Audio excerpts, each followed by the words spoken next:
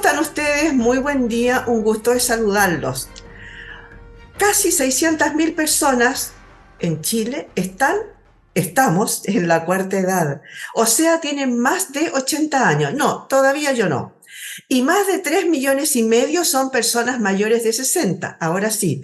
Y la mayor cantidad de adultos mayores parece que están repartidos entre Valparaíso, Vitacura, Las Condes y Providencia. Hoy somos el segundo país con más personas mayores de Sudamérica y pronto seremos el país que más envejece en Latinoamérica. Conversaremos de este tema y de cómo lo están llevando las personas, cómo está la vida de las personas mayores. Las vamos a conversar con Yamil Tala. Él es investigador de CIPEM UDD. ¿Cómo estás, Yamil? Muchas gracias por recibirnos. Buen día. Hola, buen día. Muchas gracias por la invitación. Nosotros acá con CIPEM, que es un programa que nace con la Casa de los Héroes y la Facultad de Gobierno de la Universidad del Desarrollo, nace para buscar y ser un aporte al bienestar de las personas mayores. Poder, a través de información y recopilación de información, poder llegar a aportar a la política pública, al bienestar y a otros temas relevantes en la vida de las personas mayores. Porque como tú bien lo dijiste, ahora representan el 18,7% de la población, pero en 2050, que son 30 años que pueden pasar muy rápido, van a representar el 32% de la población. O sea, una de cada tres personas va a tener 60 años o más en Chile. Bueno, eso implica un montón de cosas y ustedes, porque, a ver, el tema de salud, el tema de justamente todo lo que se está hablando ahora, ¿no? El tema de salud, el tema de las AFP, de las pensiones más bien, ¿no? El tema de las políticas públicas respecto de vivienda, etcétera, de un montón de cosas tienen que ver con esto del envejecimiento de la población. Las consecuencias económicas del envejecimiento obviamente van a ser gigantescas. Van a redefinir a lo mejor los mercados laborales, ¿no? Y van a presionar los gastos en salud y en pensiones. En Chile estamos lejos de estar preparados para enfrentar este fenómeno. ¿Qué medidas tenemos que hacernos cargo en este cambio? Sí, en Chile estamos avanzando, pero quizás estamos avanzando un paso más lento de lo que deberíamos ir avanzando, pensando en que el proceso de envejecimiento que está viviendo Chile es muy acelerado comparado a otros países. En el año 1950 teníamos que éramos el último país en Sudamérica con el mayor porcentaje de personas mayores y en un par de años más vamos a ser el primero, vamos a superar Uruguay. Tenemos que tomar de ejemplo países que ya han avanzado mucho en estos casos, como es por ejemplo el caso de Japón, que Japón es el país con mayor porcentaje de adulto mayor en el mundo y tienen distintas medidas que han aportado principalmente lo que tú comentas, a la salud, al sistema previsional y al mercado del trabajo, porque si una persona va a vivir hasta los 90, 95 años, que puede ser la expectativa de vida, quizás a los 60 años aún se siente preparada, se siente activa para poder seguir trabajando y para poder seguir en el mercado. Y Japón entendió eso y ha tomado distintas medidas para que, como nosotros tenemos la ley de discapacidad acá en Chile, que necesitamos que un cierto porcentaje de trabajadores tengan algún grado de discapacidad, Japón tiene lo mismo pero con personas mayores. Entonces, desde otra mirada, desde otro punto de vista, que la persona mayor pueda seguir siendo un aporte para la empresa. Oye, yo dije al comienzo que las personas mayores estaban distribuidas básicamente en estas pocas 5 comunas en la región de Valparaíso. Cuéntame, ¿cómo están distribuidos, según ustedes han hecho varios estudios, cómo están distribuidos los hogares donde habitan personas mayores? Hay mucha gente que vive sola, hay otras que viven con su familia, hay algunos que están en hogares. Cuéntame, ¿qué estudio tienen ustedes respecto de eso? Sí, nosotros en algún momento vimos la composición de los hogares en Chile y los definimos en tres tipos de hogares. Hogares sin adulto mayor o sin presencia de alguien de más de 60 años, hogares con personas mayores y solo personas mayores, ya sea que vivían solas o que vivían con otra persona mayor. Y llegamos también a los hogares mixtos, que eran hogares donde había una persona mayor o más de una persona mayor en el hogar y aparte habían personas de menos de 60 años. Y nos hemos dado cuenta con los distintos estudios que hemos hecho sobre el importante rol que aportan muchas veces las mujeres mayores en estos hogares mixtos o en estos hogares de solo adulto mayor, al rol de cuidadoras y el rol de cuidadoras informales que están ejerciendo. Es muy importante eso y nosotros hemos puesto mucho énfasis en los últimos estudios con esto. ¿Por qué? Porque muchas de ellas están tomando un rol de cuidadora informal cuando es un hogar mixto, en algunos casos para cuidar a los nietos, para aportar para que los hijos o las hijas salgan a trabajar y puedan seguir en el mercado laboral, y en otros casos están cuidando a sus maridos o a sus parejas que pueden tener un grado de dependencia mucho mayor. Oye, respecto de eso, vamos al tiro entonces al tema de los empleos y de los desempleos, ¿no? Y de este tema de la creciente informalidad. Yo me imagino que esto además se debe haber agudizado o debe haber cambiado de alguna manera con el tema de la pandemia, ¿no? Sí, con la pandemia lo que pasó es cuando nos tuvimos que encerrar y tuvimos que entrar en estas cuarentenas, muchos de los empleos informales no se pudieron llevar a cabo. ¿Por qué? Porque los vendedores ambulantes o este tipo de mercados más pequeños que son de la informalidad no podían vender porque no había gente a quien venderle porque estaba todo cerrado. Entonces, cuando estuvimos los meses más duros de la pandemia, que fue en el mercado laboral, fue en el trimestre de mayo, junio y julio, la informalidad no era tan alta, seguía siendo muy alta, casi un tercio de la población mayor que estaba trabajando era informal. Pero ahora hemos visto que ha ido aumentando progresivamente y volviendo quizás a lo que era prepandemia. O sea, prepandemia, en el año 2019, casi el 45% de las personas mayores trabajaban en informalidad. Y hoy en día estamos cerca del 42%. Y vamos creciendo y cuando lo vemos trimestre a trimestre vamos aumentando esa informalidad. Oye, y respecto de eso que va subiendo, ¿en qué se dedica, a qué se dedican más los adultos mayores? ¿Cuáles son los empleos? Yo sé que los empleos que se ofrecen hoy día en general, no sé, no sé si tacharlos de buenos o malos, pero me refiero a que son para tareas muy inferiores, ¿no? ¿Por qué crees tú que sucede eso? Y si es verdad lo que yo estoy diciendo, que realmente sea para empleos muy inferiores. Sí, nosotros hemos visto que hay, y ahí quisimos en un momento hacer la distinción entre el adulto mayor, porque en general no han completado cuarto medio, el 65% no tiene cuarto medio, y esos se ven mucho más afectados que los que sí tienen cuarto medio o los que tuvieron educación superior, porque los pocos que pudieron acceder a educación superior. Y en estos casos, a estas personas muchas veces se les ofrecen empleos inferiores o catalogados con menor ingreso, o muchas veces tienen que entrar a situaciones de informalidad, como emplearse por cuenta propia, que eso lo define el INE, porque principalmente son los vendedores ambulantes, o gente que tiene que vender por alguna necesidad, que lo podemos ver en las calles todos los días, como adultos mayores, están vendiendo desde productos de aseo, productos comestibles, hasta incluso los que venden ¿cómo se llama esto? De pañuelos desechables o cosas así por una necesidad que tiene. Claro, sí, en realidad, pero eso dentro de la informalidad y lo que se está ofreciendo hoy día para, a ver, primero quiero partir si hay oferta realmente para algún tipo de programa donde aparezcan empleos para específicamente adultos mayores, ¿no? Me refiero no solamente a trabajo calificado. Claro. Sí, nosotros no hemos observado en detalle si existen programas en Chile, no tengo el recuerdo en este momento si habrá algún programa enfocado directamente. En algún momento estuvo el empleo mayor, se buscaba que algunas personas mayores siguieran trabajando y aquí se toma desde 50 años o más. Principalmente para todos estos programas y en el mundo en general, se trata de tomar desde los 50 años, porque es cuando ya empiezan a entrar a una edad más avanzada, sabiendo por supuesto que les queda mucho por vivir, pero ahí es cuando muchas veces muchas empresas sacan a sus trabajadores o los remueven y en busca de gente más joven. Y eso es importante que se trabaje en política pública y como desafío futuro también, poder crear nuevos programas, como el que yo te comentaba de Japón, para poder seguir teniendo presencia de personas mayores en las empresas, porque sigue siendo un aporte fundamental. Oye, ahí dijiste una palabra clave, 50 años. 50 años una persona es joven, ya no. Sí, por A ver, supuesto. cuando en la época de mis abuelitos, claro, 50 años era un tremendo logro haber llegado, haber sorteado enfermedades y cosas y haber llegado lúcido y bien a esa edad. Pero hoy día 50 años es un adulto, no digamos adulto joven, pero es un adulto nomás. No.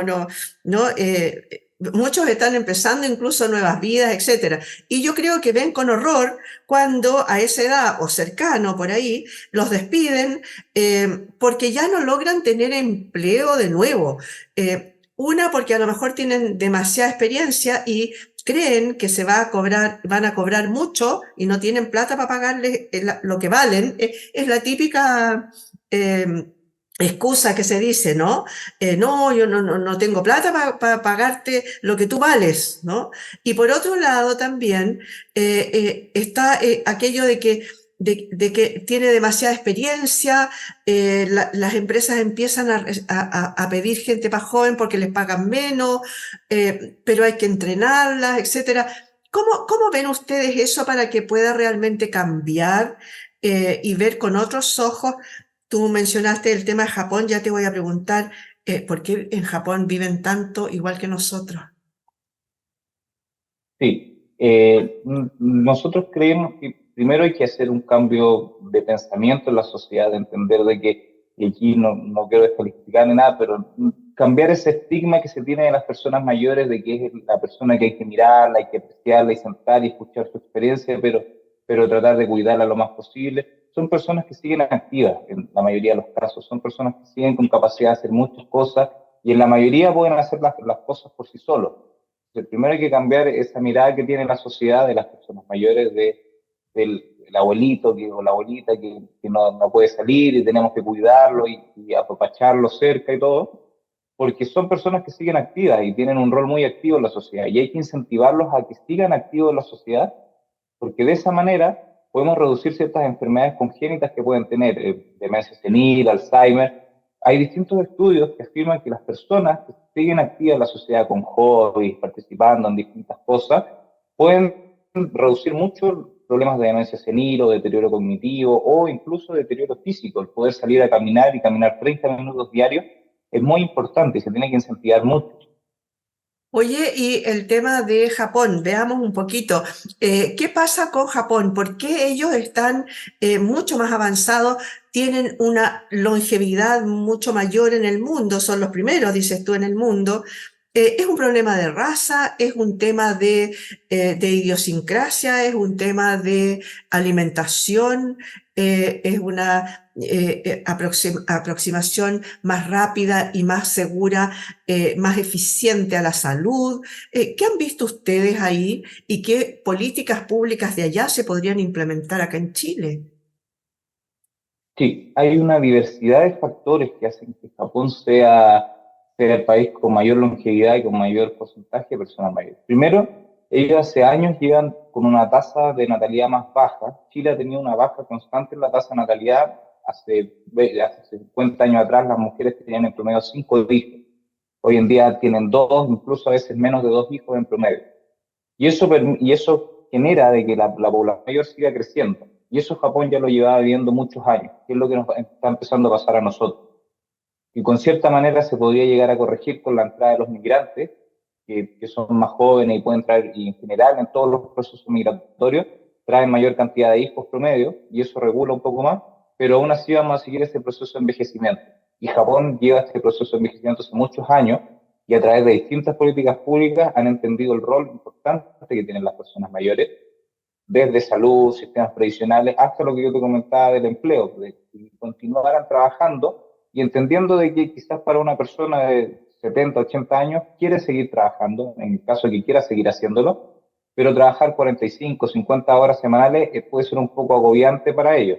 Y Japón ha tenido procesos de reducción de jornadas laborales para los adultos mayores que trabajen entre 25 o 20 horas semanales en el caso que quieran, pues si quieren seguir continuar con su jornada laboral completa y dando incentivos a quienes contraten a estas personas.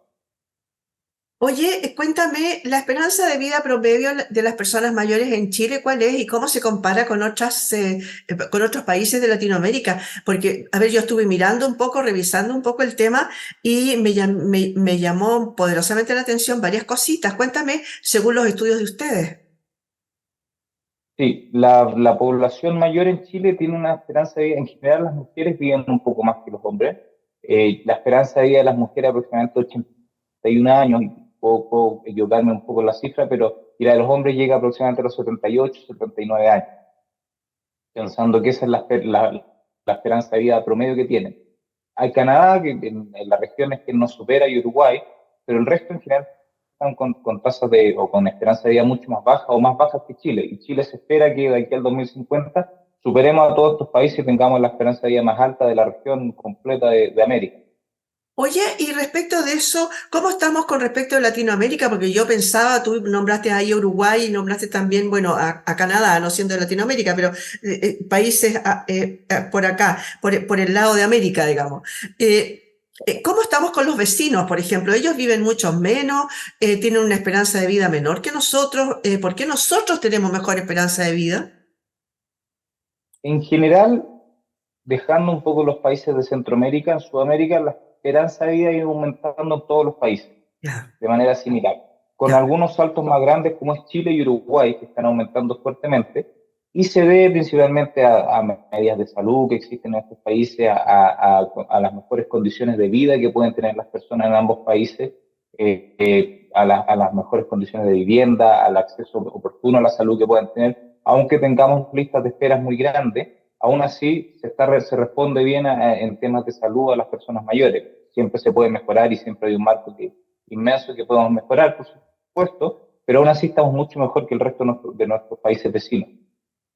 Oye, a ver, en Chile en general hay varias empresas que tienen como política que la persona se jubiló a los 60 o 65 años y tiene que dejar de trabajar. A lo mejor los dejan 1 o 2 años más como perdón, digamos, ahí entre medio, pero después no, como que están obligados a irse. No pueden seguir trabajando a pesar de haberse jubilado, ¿no? Hay mucha gente que algunos porque quieren y otros porque dicen que no pueden vivir con las jubilaciones, pero ese es otro cuento. Cuéntame, las personas mayores que se jubilan, ¿son felices? ¿Son personas que se declaran que están bien con su vida, que se sienten satisfechas con lo que han hecho y con lo que están haciendo? Porque de repente tú hiciste un poquito ahí, dijiste algo, a ver, ay, abuelita, váyase a cuidar nietos. No, abuelita, dedíquese a su jardín, ya no tiene para qué salir. La persona, abuelita, lo único que quiere es seguir trabajando. Sí, como bien lo dices, ahí tenemos que distinguir entre quienes quieren seguir trabajando y quienes no les alcanza para poder vivir y tienen que salir a trabajar por una necesidad. Pero en general las teorías psicológicas sobre la felicidad y este estilo de satisfacción indican que la felicidad y la satisfacción en general en el mundo tiene una forma de U.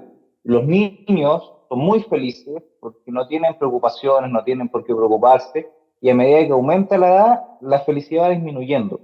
Entonces, viendo el promedio de la población, puede haber gente que se mantenga siempre feliz o gente que nunca esté feliz, pero mantengamos en el promedio. Y a medida que aumenta la vida, o sea, a medida que va envejeciendo la persona, llega un punto donde comienza a ser más feliz nuevamente y los niveles de satisfacción y lo que nosotros hemos visto a través de las distintas encuestas que se hacen en Chile, los niveles de satisfacción y felicidad son mayores en promedio en las personas mayores que en el resto de la población. Son más felices, tienen mayor nivel de satisfacción con su vida. Lo que sí nos dimos cuenta es que tienen menor cantidad de amigos promedio y tienen menores niveles de confianza interpersonal con el resto de las personas, pero son más felices, son más satisfechos con su vida y con su bienestar en general.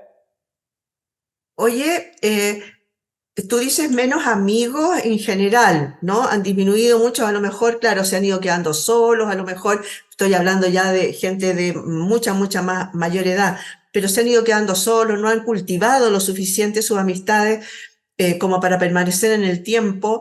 Eh, ¿Qué rol en ese caso cumplen en la socialización, me refiero? ¿Qué rol cumplen, por ejemplo, estos clubes de adultos mayores, estas, no sé, juntas de vecinos, estos talleres que hacen los municipios, por ejemplo? ¿Tú crees que realmente están llenando ese vacío?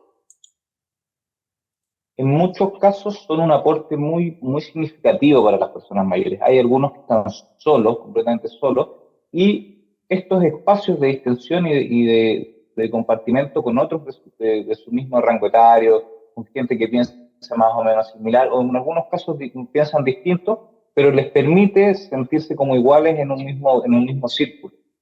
Este tipo de actividades sirve mucho, las distintas actividades que hacen los municipios, los clubes de águila que tienen los distintos municipios, son un aporte muy importante para el bienestar de las personas mayores, para que no se sientan solos. De esta manera pueden ir creando nuevas redes de apoyo en caso que tengan algún problema, pueden ir aprendiendo nuevas cosas, ¿no? Nunca es tarde y siempre se dice que nunca se deja, uno nunca deja de aprender. pueden haber distintos talleres que incentiven el conocimiento en distintas áreas. A la persona no me refiero solo a un conocimiento teórico, sino a un conocimiento práctico, los distintos talleres que tienen los municipios, pintura, talleres de costura o lo que sea, incluso talleres deportivos, que pueden ser un aporte fundamental para las personas mayores. Oye, eso es lo importante lo que acabas de decir, porque me acordé cuando tú me lo estabas diciendo. Yo tengo un hermano mayor, el que partió y dijo: me voy a meter a este club de adulto mayor de su comuna, le queda ahí a 2 cuadras, y fue para allá. Y resulta que después volvió, le pregunté por su experiencia y me dijo: no, me dijo, son puros viejos que van a hablar de puras enfermedades. Entonces, claro, seguramente van, toman tecito y hablan de sus enfermedades, qué sé yo, etcétera. Pero también existen estos otros talleres, como dices tú, que son a lo mejor un taller de lectura, un taller, no sé, de historia, por decirte, si a una persona le gusta la historia, y pueden ir y conversan sobre el tema. Hay una persona que les dicte, digamos, esa clase y que puedan. También existen, a eso voy, también existen otras oportunidades, no necesariamente tener que ir a tomar tecito, y hay gente que se aburre a lo mejor, ¿no? Del tema.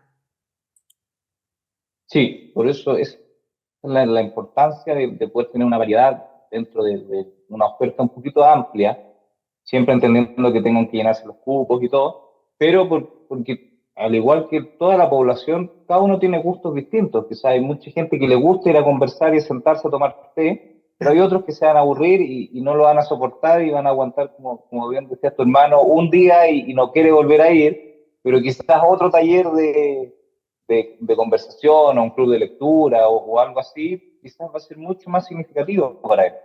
Exacto, sí, yo creo que eso es una buena cosa como para incentivar que las distintas municipalidades hagan ese tipo de clubes, me refiero. Ahora veamos, el acceso a la salud, ¿cómo es en este país, en este momento para los adultos mayores? Enfrentan ¿cómo se enfrentan esos desafíos para el acceso a la atención médica, por ejemplo, el servicio de salud? Muchas veces se sabe en las noticias que para obtener un cupo, obtener un número, muchos adultos tienen que, no sé, amanecerse a las 5 de la mañana a ver si agarran un número en el CEFAM de su comuna. ¿Ustedes están haciendo algún tipo de estudio respecto de eso, para que tengan no sé si un acceso preferencial en realidad? De eso se trata, ¿no? En los distintos Nosotros servicios, no lo, solamente de salud, perdón. claro. Nosotros lo que hemos visto, bueno, en primer lugar, la mayoría de las personas mayores están con AXAS, muy poco el porcentaje que está en alguna ISAPRE todavía, porque por los distintos desafíos que se supone las ISAPRE generalmente con estas, que tanto se habla obviamente de las tablas de factores, aumentan mucho el costo para las personas mayores al estar en ISAPRE por las distintas enfermedades y cosas que pueden llegar a tener. Eso es un primer punto, y la mayoría está en FONASA. El mayor porcentaje de las personas mayores están en FONASA, y lo que nosotros hemos visto principalmente son las listas de espera, como la mayoría de las personas que están en lista de espera son personas mayores, están esperando un especialista, principalmente lo que es las oportunidades de garantía de atención, son personas mayores, en su mayor porcentaje. En las operaciones ahí se distribuye más en el resto de la población, pero lo que nosotros pudimos ver en el último trimestre es que estas listas de espera han ido bajando, sobre todo en las personas mayores. Las personas mayores han bajado fuertemente con los nuevos planes que está haciendo el gobierno, que ha impulsado el gobierno para poder bajar las listas de espera. Se ha visto una reducción de las listas de espera. Por supuesto que a nosotros nos encantaría que la lista de espera fuera igual a cero, pero los recursos son limitados, y ahora probablemente con lo que están haciendo todos estos virus de los niños que están aumentando fuertemente, se van a parar ciertas operaciones que no son de urgencia y cosas así, que podría generar un poco un aumento en la lista de espera. Ya, oye, sí, claro, con el atochamiento que existe en este momento, obviamente, aquellas operaciones que estén en lista de espera y que sean no con riesgo vital, digamos, obviamente van a pasar para la cola, ¿no es cierto? Pero a ver, ahora para ir terminando, si ustedes han hecho algún estudio y han propuesto a lo mejor algo, como políticas o programas en Chile para promover el envejecimiento activo y saludable. Sí, nosotros últimamente estamos tratando de enfocar mucho nuestro esfuerzo en el envejecimiento activo. Estamos en la década, según la Organización Mundial de la Salud, del envejecimiento activo. Tenemos que incentivar a las personas mayores a tener un buen envejecimiento y poder terminar los últimos años, tener los últimos años de su vida participando activamente, haciendo deporte, yendo y juntándose con más personas. Ahora tenemos la convención que acaba de formarse, que tiene hartas personas mayores. Tiene, si no me equivoco en números, son 12 personas mayores que van a conformar esto. El 25% aproximadamente son personas mayores. Entonces necesitamos que todos los espacios existan personas mayores. Son casi el 20% de la población. No podemos dejarlos de lado y aislarlos de la sociedad. Tenemos que entender que siguen participando con un rol activo en la sociedad. Eso va a ser un aporte para ellos y va a ser un aporte para todas las generaciones futuras también. Muchas gracias, Yamil Tala, por haber estado hoy día con nosotros. Nos aclaraste bastante sobre el tema y de lo que hace CIPEM, ¿no? Que es muy importante y es poco conocido en realidad el centro, porque cómo está proponiendo siempre estos estudios y cómo está proponiendo estos estudios para sacar conclusiones, para llevarlos a políticas públicas que enriquezcan nuestro país. Muchas gracias por haber estado hoy día con nosotros. Muchas gracias por la invitación. Muchas gracias a ustedes también, señoras y señores, por haber estado hoy día en este punto de encuentro.